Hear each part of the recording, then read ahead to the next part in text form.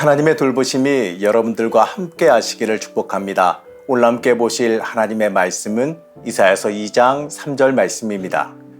많은 백성이 가며 이르기를 오라 우리가 여호와의 산에 오르며 야곱의 하나님의 전에 이르자 그가 그의 길을 우리에게 가르치실 것이라 우리가 그 길로 행하리라 하리니 이는 율법이 시온에서부터 나올 것이요 여호와의 말씀이 예루살렘에서부터 나올 것임이니라. 오늘도 엔게지 말씀 묵상과 함께 하시는 성도님들을 축복합니다. 이사야서는 이 책망과 징계가 나오고 또 그 뒤에 반드시 회복이 따라 나오게 되어 있습니다. 이 징계와 책망이 목적이 아니라 살리고 회복시키시는 것이 이 하나님의 마음이기 때문에 그렇습니다. 1장에서는 이 하나님의 백성이 하나님 앞에서 범죄했음을 고발했습니다. 하나님의 백성이 하나님의 법에 순종하지 아니하고 자기 멋대로 살았다는 거죠. 여호와의 말씀을 그들은 거절했습니다. 하나님이 주인이신데 하나님을 주인으로 섬기지 않는 죄를 범한 겁니다. 이제 2장에서는요. 모든 만물의 주인이시자 이 세상의 통치권자가 누구이신지를 명확하게 말합니다. 2절 말씀입니다. 말일에 여호와의 전에 산이 모든 산 꼭대기에 굳게 설 것이요 모든 작은 산 위에 뛰어나리니 만방이 그리로 모여들 것이라. 하나님께서 이 모든 세상을 다 통치하십니다. 여기서 여호와께서 임재하시는 산이 이 세상 모든 산보다 뛰어나다라고 하는 말은요. 하나님의 통치권이 이 모든 세상 통치권보다 위에 있다는 것을 뜻합니다. 다시 말하면요. 하나님께서 이 모든 세상을 다스리신다는 뜻이에요. 이 성경 말씀 속에 그 이스라엘이나 지금 우리다. 이 똑같이 잊지 말아야 되는 사실이 하나 있어요. 하나님께서 모든 세상을 통치하신다. 하나님께서 모든 세상의 주권자다라는 사실입니다. 내가 살아가는 내 인생과 내 삶의 주변 모든 것이 다 하나님의 통치 아래 있다는 그 사실이에요. 우리는 이 진리를 잊지 말아야 됩니다. 사실 우리는 이 말로만은 이 고백을 참 잘해요. 지식으로는 잘 고백합니다. 하지만 중요한 건 이 내 삶으로 과연 하나님의 지배권을 인정하고 있느냐예요.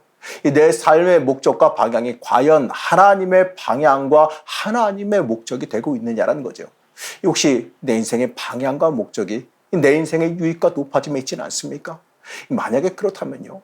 우리가 이 하나님의 사람으로서 하나님의 방향과 목적을 선택하고 있다는 것을 어떻게 알까요?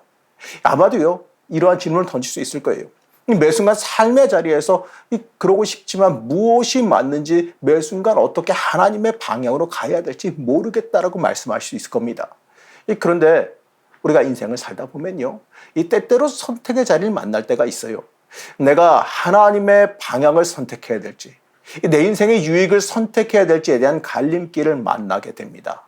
그러한 선택을 만났을 때 우린 틀림없이 내려놓아야 되고 세상적인 손해를 봐야 되는 상황을 만나게 될 거란 거죠. 그럴 때에 그때가 내 믿음과 내 순종을 보일 때입니다. 그때가 내가 하나님의 사람으로 방향과 목적이 바르게 잡혀 있는지를 확인할 때입니다.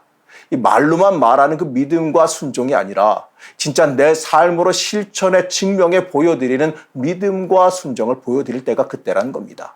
여호와의 앞에 모인 그 백성들은 이렇게 고백하지요. 3절 말씀입니다.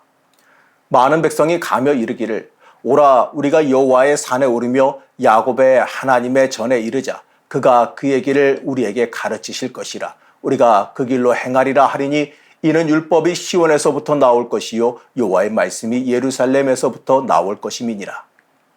이 말씀은요. 우리가 너무나도 잘 알고 있는 말씀이죠. 이 많은 백성이 하나님 앞에 가고 하나님의 길로 가자라고 말해요. 여호와께서 우리가 가야 할 그 길을 인도해 주실 것이니 그 길로 가야 된다고 말합니다.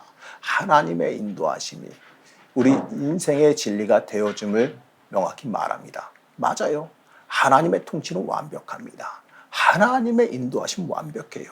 당장 내가 보기에는 그 뜻을 알 수가 없죠. 어떠한 인도하심과 이끄심이 있는지 우리는 알 수가 없어요. 하지만 하나님께서 이끄시는 길은 평화가 있을 것이고 하나님의 책임지심이 있습니다. 우리가 하나님을 내 인생의 주인으로 올바로 삼는다면 예수로 생명 삼아 변화되어 살아간다면 우리는 하나님의 역사하심과 책임지심을 경험하게 됩니다. 어떤 사람들은 이렇게 생각하기도 하죠. 하나님 앞에 다 내려놓고 헌신하게 되면 아무것도 못 누리고 수도사같이 살아야 되는 거 아니냐 이렇게 착각하기도 해요. 물론 이 선택된 특별된 사람들은 그러한 이 수도사 같은 삶을 살기도 합니다. 하지만요, 이 대부분의 사람들은 그러한 사명을 받지 않았죠. 하나님은요, 우리가 이 땅에서 하나님의 사람으로 살아가길 원하십니다. 그 삶이 세상적으로 빈궁하고 아무것도 없는 삶을 말하는 게 아니에요. 우리가 필요로 하는 그 모든 것은 하나님도 잘 아세요. 그렇기 때문에 우리가 감당할 믿음만 있으면 그에 맞는 물질도 허락해 주십니다. 우리가 이 주어진 물질을 감당하지 못하고 이 물질로 인해서 하나님을 떠나게 된다면, 그 물질을 누리고 쓰는데, 그 물질을 모으는데 정신이 팔리게 된다면 그 물질은 더 이상 복이 아니에요. 그 물질로 인해 하나님의 일을 감당하는 데 큰 도움이 된다면 충만하게 허락해 주실 겁니다. 우리가 이 땅에서 하나님의 사람으로 살아가는데 하나님은 부족함이 없게 해주시길 원합니다. 물론 사람마다 주어지는 이 삶과 달란트가 다 다르기 때문에 공식처럼 적용할 수는 없겠지요. 하지만 하나님은 우리를 절대로 외면하지 않으세요.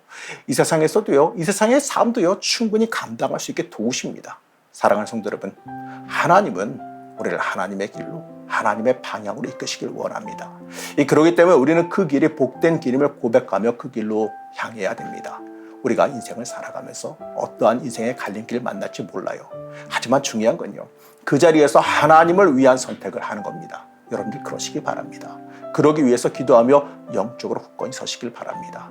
우리가 하나님의 사람으로 굳건히 설 때 하나님의 역사와 이끄심, 함께 하심도 경험하게 될 겁니다.